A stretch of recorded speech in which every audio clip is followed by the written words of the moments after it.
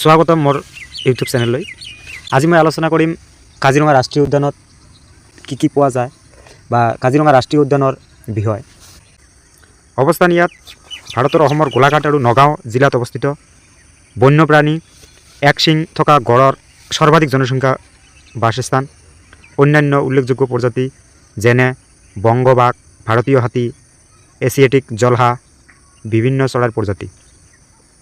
এটো সংৰক্ষণ কৰা হৈছে 1974 চনত ৰাষ্ট্ৰীয় উদ্যান হিচাপে ঘোষণা কৰা হয়।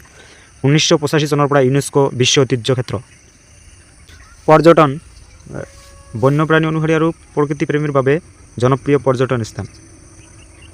হাতী সাফাৰী, জীপ সাফাৰী, নাও সাফাৰী উপলব্ধ। কাজিৰঙা ৰাষ্ট্ৰীয় উদ্যান। কাজিৰঙা ৰাষ্ট্ৰীয় উদ্যান ক'ত অৱস্থিত? অসমত। কাজিৰঙা ৰাষ্ট্ৰীয় উদ্যান কিহৰ বাবে বিখ্যাত? এশিঙীয়া গড়ৰ বাবে বিখ্যাত।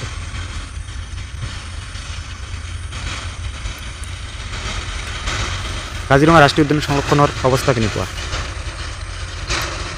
ইউনেস্কো বিশ্ব ঐতিহ্য ক্ষেত্ৰ, ৰাষ্ট্ৰীয় উদ্যান, বন্য প্ৰাণী অভয়াৰণ্য, ওপৰৰ সকলো ওপৰৰ গোটেইকেইটা এইটো হ'ল কাজিৰঙা ৰাষ্ট্ৰীয় উদ্যানত কেনেধৰণৰ চাফাৰী আগবঢ়োৱা হয়?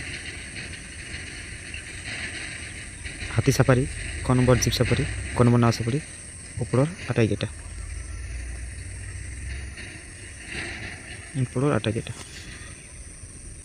কাজিৰঙা ৰাষ্ট্ৰীয় উদ্যানৰ মাজেৰে কোনখন নদী বৈ যায়? ব্ৰহ্মপুত্ৰ।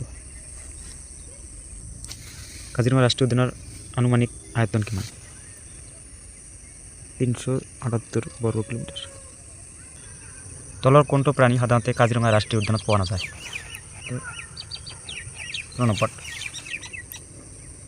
গ নম্বৰ এনচাৰ। কাজিৰঙা ৰাষ্ট্ৰীয় উদ্যানৰ বন্যপ্ৰাণীৰ প্ৰতি প্ৰধান ভাবুকি কি? বাসস্থানৰ ক্ষতি, এইটো হয়। চোৰাং চিকাৰ, এইটো হয়। জলবায়ু পৰিৱৰ্তন, এইটো হয়। তেন্তে ওপৰৰ গোটেইকেইটা হয়। কাজিৰঙা ৰাষ্ট্ৰীয় উদ্যান ভ্ৰমণৰ বাবে কেতিয়া উত্তম সময়? গ্ৰীষ্মকাল, বৰ্ষাকাল, শীতকাল নে বছৰত যিকোনো সময়ত? এই গ নম্বৰ শীতকাল, নৱেম্বৰৰ পৰা মাৰ্চলৈ। কাজিৰঙা ৰাষ্ট্ৰীয় উদ্যানত তাৎপৰ্য কি? এশিঙীয়া গড়, সৰ্বাধিক জনসংখ্যা, ৰয়েল বেংগল টাইগাৰৰ ঘৰ, পৰিভ্ৰমী চৰাইৰ বাবে গুৰুত্বপূৰ্ণ বাসস্থান, ওপৰৰ সকলো। কাজিৰঙা ৰাষ্ট্ৰীয় উদ্যান ভাৰতৰ কোনখন ৰাজ্যত অৱস্থিত? অসমত। কাজিৰঙা ৰাষ্ট্ৰীয় উদ্যানত কেনেধৰণৰ বাসস্থান পোৱা যায়? মৰুভূমি, ঘাঁহনি, জলাশয়, ওপৰৰ।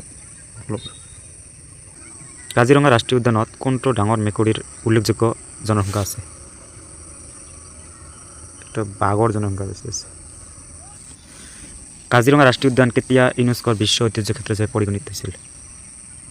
এইটো 1985ত। কাজিৰঙা ৰাষ্ট্ৰীয় উদ্যানৰ পৰিৱেশ তন্ত্ৰত কোনখন নদীয়ে গুৰুত্বপূৰ্ণ ভূমিকা পালন কৰে? এইটো ব্ৰহ্মপুত্ৰ। কাজিৰঙা ৰাষ্ট্ৰীয় উদ্যানত এক শিং থকা গড়ৰ আনুমানিক জনসংখ্যা কিমান? এইটো খ নম্বৰ এনচাৰ, 2400ৰো অধিক। কাজিৰঙা ৰাষ্ট্ৰীয় উদ্যান ইয়াৰ বাবে জনাজাত। ক নম্বৰ ঘন অৰণ্য, খ নম্বৰ ঘাঁহনি আৰু জলাশয়, গ নম্বৰ পাহাৰীয়া ভূখণ্ড, ঘ নম্বৰ মৰুভূমিৰ পৰিৱেশ তন্ত্ৰ। এইটো হ'ব কি? খ নম্বৰ ঘাঁহনি আৰু জলাশয়। কাজিৰঙা ৰাষ্ট্ৰীয় উদ্যানৰ সংৰক্ষণৰ প্ৰচেষ্টাত কোনটো সংস্থা জড়িত? WWF, IUCN, অসম বন বিভাগ, ওপৰৰ সকলোবোৰ।